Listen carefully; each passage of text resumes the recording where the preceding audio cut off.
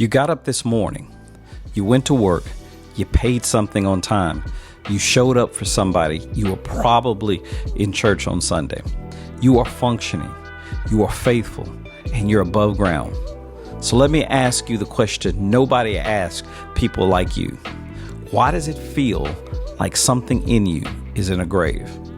Not you, something. The business plan, the song, the book, the call you felt when you were 14, that thing God put in you that you have not touched in years. I want to spend a few minutes on that thing because I believe you've been reading its condition wrong.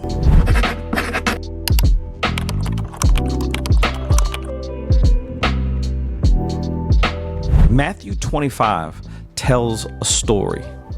Jesus told a story about a wealthy man going on a journey. Before he left, he called 3 servants and he put his treasure in their hands. 5 talents to one, 2 to another, 1 to the last. Now, don't let the word talent slide past you. A talent was money, and 1 talent was worth about 20 years of wages. 2 decades of income placed in the hands of the least trusted man on the payroll. The first 2 servants went to work immediately.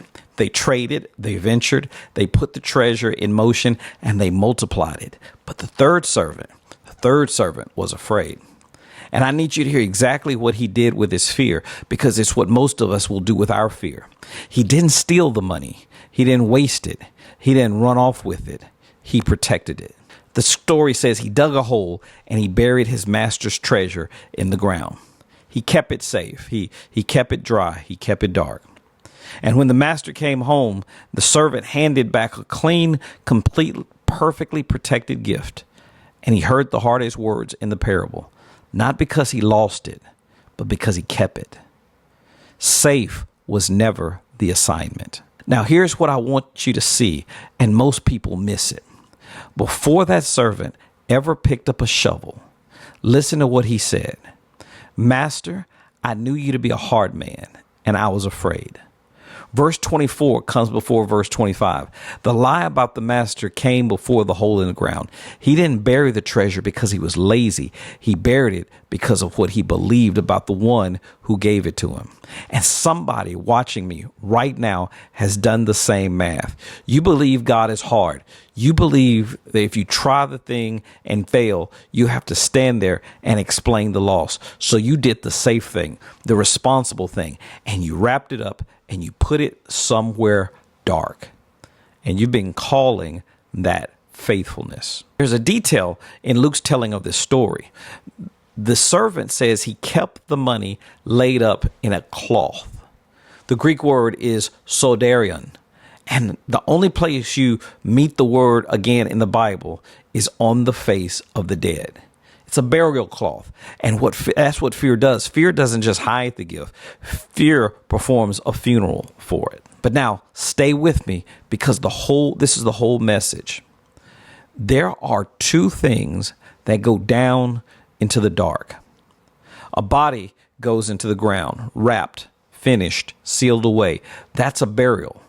But a seed goes into the same ground, same dark, same dirt, with no cloth on it at all, and the ground becomes the very reason it lives. That's planting. Same darkness, 2 completely different futures. The difference is not the dirt. The difference is what the gardener intended when he put it there. And here's what I came to tell you. The enemy buries, but God plants. That dark season you're in, that silence, that waiting, you assumed it was a grave. Nobody ever told you that it might be soil.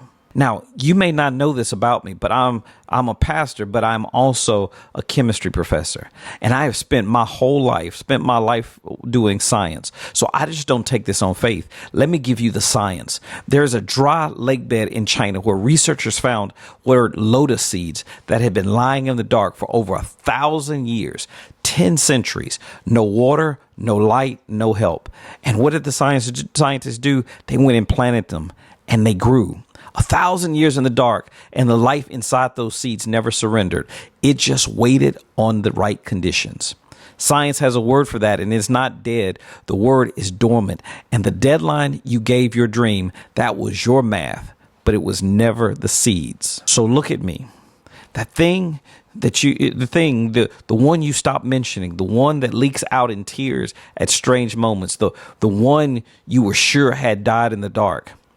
You weren't buried. It was planted. And what God planted in you will not die in you.